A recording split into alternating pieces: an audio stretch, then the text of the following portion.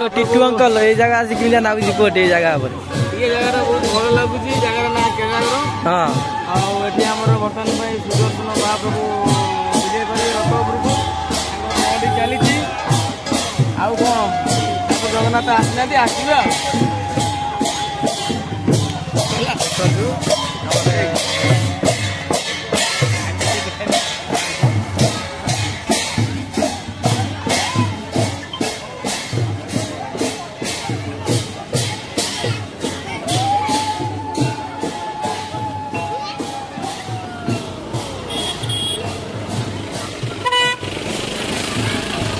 भक्त भगवान भितर मिलन हम स्वामी सहित प्रभु सहित मिलन हम एक अपूर्व लीला ठाकुर